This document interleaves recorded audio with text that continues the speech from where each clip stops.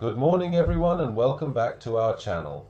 Today, still within the framework of a course on programming CNC lathes, which covers pretty much everything related to using a CNC lathe, we're going to look at the potential problems related to the turret of our lathe.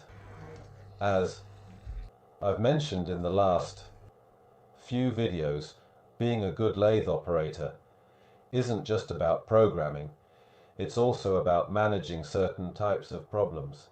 I've outlined the turret of our lathe, talking about a classic single spindle lathe with a tailstock viewed from the operator's perspective. So in front of us we have a turret with a chuck, which is the part that rotates, and attached to it is a drill, along with the gear assembly that is then connected to our cross slide. This is the view from the operator's perspective, and this is the turret, seen for example from the spindle nose, from our self-centering chuck. What can happen to a turret? A turret, like all parts of our lathe, is subject to, let's say in inverted commas, where, in any case, to lose its efficiency over the life of the machine tool. Its efficiency is fundamentally lost when the turret becomes significantly compromised. It's not that it just loses efficiency, it gets severely compromised. When the turret experiences issues that cause it to tilt in one direction or the other, or even worse, when the position of the chuck is no longer precise. So, we might have a cutting tool that works ineffectively and inefficiently if this is the axis of rotation. The axis of our workpiece could end up either below center or above center, leading to poor performance. When it's tilted, we encounter a different set of problems. Now, rather than focusing on the multiple issues we could face, what I really want to explain to you is how to understand if this is, whether it happened or not, obviously, being off-center on a small diameter will have a huge impact, while on a larger diameter it will matter much less. When we go to face a piece with a tool that works under center, we will have a bevel in the center that won't break. However, when the tool works above center, what might break could be the tool itself, because at some point it will engage the wrong part of the cutting edge, which will obviously create a problem. Other issues that arise when the turret is not in good condition are obviously during cut-off operations, because if I have a turret tilted in this way, my blade, exaggerating, could also be tilted in this direction. It is definitely tilted in this way if it is set against the tool and not mounted using a dial indicator. So it will work descending in this direction, and when the turret's tilt is high, it will lead to breakage. It's not that this happens with the slightest tilt, but the more we work with the turret aligned, the better it is. The same goes for a tap. For example, just think about a tap in turning that enters while looking up. Obviously, the tap could break. The same goes if I work above or below center with a tap that, instead of drilling in the center, taps here or there. It's not good. Our turret must always be in optimal condition. Let's look at one problem at a time.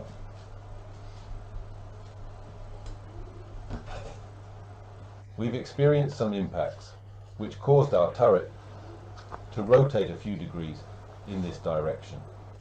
So how do we check it? First of all, This is the best condition. We mount a tool holder, position it, and then we put in a drill that's at least 150 to 200 millimeters long. After that, 150, 200 millimeter place dial indicator, 152 millimeter set dial indicator. With the turret, you move in the negative Z direction and then in the positive Z direction. Let's say that over 100 minutes. I don't like having an error. Greater than 2, 3. Hundredths for every 100 minutes. Obviously, closer we are to 0, the better. Let's say that between the start and the end of our barindus, which sticks out 150 meter, we have a 1.5 tenths of error. What needs to be done? It's not too difficult. Most turrets are secured to the cross carriage with 4 bolts and usually a pin. So what needs to be done? The answer is to work in a big company I call support and have it fixed. Very well. Always make sure, one way or another, to work with the machines in order. What will support do? He will loosen these 4 nuts. He won't take them out, just loosen them. Then he will manually align it. Remove any centering pin and probably have to replace it, because if the turret is bent, the pin is likely bent too. Then, while keeping these screws slightly under pressure with a particularly scientific method, either a crowbar or a wooden beam is better, or a rubber mallet, depending on the type and size of the turret. He will give it a little tap to leverage it in this direction, depending on how it is. In this case, we need to lower the turret by tightening the screws until the travel of my indicator 4, those famous 150 miofe, our barindus, is as close to 0 as possible, and our turret will be level in this rotational sense. It's not difficult. It's a piece of cake. I recommend that every now and then, when you set up, do a check. You'll notice it, because when you have the turret looking up or down, the main problems arise during cutting or trimming, executing deep grooves, tapping, or drilling with spiral bits. With insert bits, I'd say you won't have major issues unless it's angled up at 45 degrees, but with spiral bits, taps, and cutters, a tilted turret will give you big problems. With insert bits, I'd say you won't have major issues unless it's angled up at 45 degrees. But with spiral bits, taps, and cutters, a tilted turret will give you big problems. For example, this is a typical problem for companies that use wide tools, maybe 10mm wide, because the turret gets stressed in this way, and eventually it leads to a breakage. Break after break, little by little, the turret tilts slightly. It can happen, just know that it does happen, and know how to recognize it. A dial gauge on a pin can help. Another issue we might have is this. This is the lower part of our turret. This is the tool holder. This is my drill hole, and this is my self-centering. If the turret is slightly tilted one way or the other when I go to mount a tap, especially if this is the hole to be tapped, it will be in this position. Obviously, over time, if my misalignment is too high, I will have a breakage. How do you check if the turret or the plate is out of alignment? I'd say it's pretty simple. You take a tap, a pin, or a collet holder that you trust. Let's say we took a tap that's reasonably sized, or a pin works just fine. A 40mm pin. We put it in our tool holder and set it to X0. This is my empty self-centering. Remember, I'm at X0. I place a magnetic dial gauge on the base of my self-centering, and I'll put the gauge on my pin. Then I'll rotate my gauge in this direction, so let's look at it from this point. For instance, when companies, especially those in the manufacturing sector, utilize tools that are quite wide, such as those that measure approximately 10mm in width, they often encounter a common issue. This issue arises because the turret, which is a crucial component in the machinery, experiences stress in this particular manner. Over time, this stress accumulates and eventually results in a breakage. This breakage doesn't happen all at once, but rather occurs incrementally, break after break, little by little. the turret begins to tilt slightly. It's important to understand that this can indeed happen, and it's crucial to be aware of it and know how to recognize the signs. One effective way to monitor this is by using a dial gauge on a pin. Another potential issue we might face is related to the lower part of our turret. This part includes the tool holder, the drill hole, and the self-centering mechanism. If the turret is slightly tilted in one direction or the other, it can cause problems when mounting a tap. This is especially true if the hole that needs to be tapped is not aligned properly. Over time, if the misalignment becomes too severe, it can lead to a breakage. To check if the turret or the plate is out of alignment, the process is relatively straightforward. You can use a tap, a pin, or a collet holder that you have confidence in. For example, you might choose a tap that is reasonably sized, or a pin that is about 40 mm in length. You place it in the tool holder and set it to X0. This represents the empty self-centering position. It's important to remember that you're at X0. Then, you place a magnetic dial gauge on the base of the self-centering mechanism and position the gauge on the pin. By rotating the gauge in a specific direction, you can observe the alignment from a particular point of view.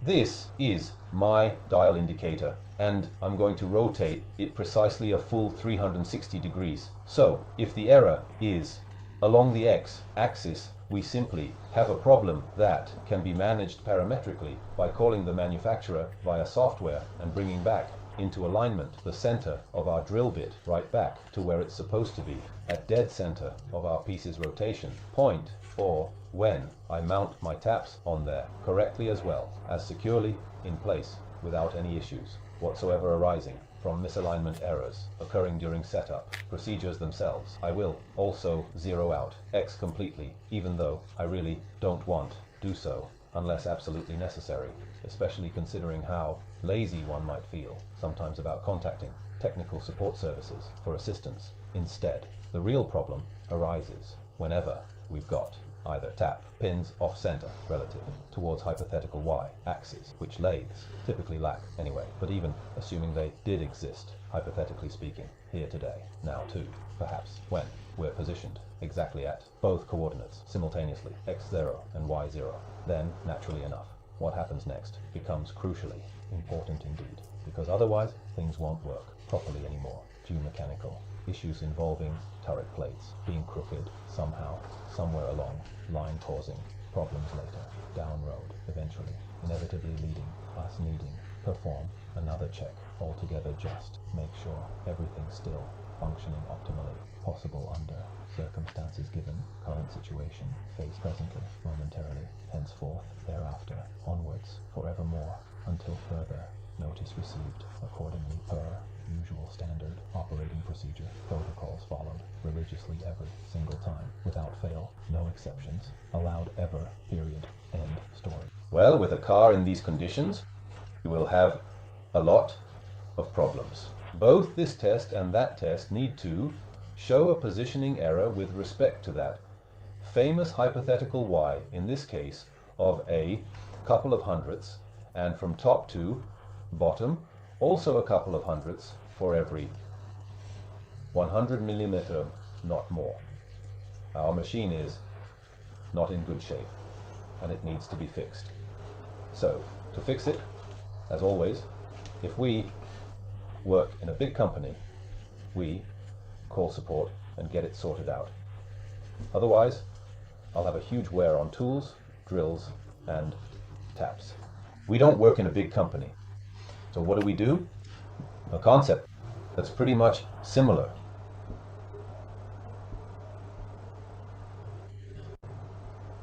What we saw earlier. First we straightened the turret. Now, let's straighten the table, the platen, which is the rotating part of the turret when it turns. There are two types of turrets, electric and hydraulic. For electric ones, before you touch anything, consult the machine's support and ask if this can be fixed parametrically, meaning by accessing the software of the machine tool, like the Okuma for example.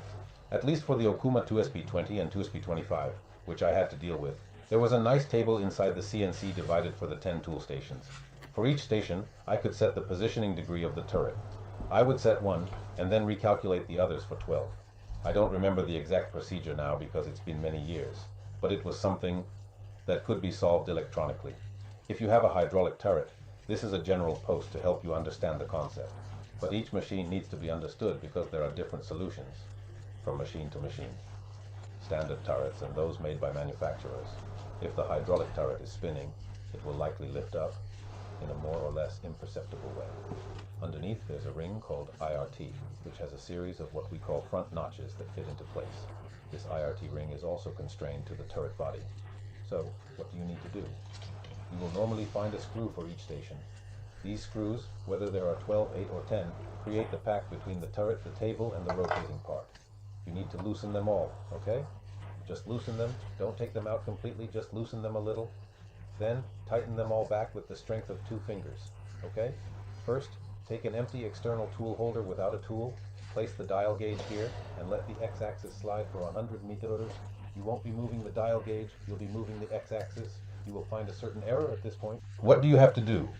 You will, normally, find a screw for each station.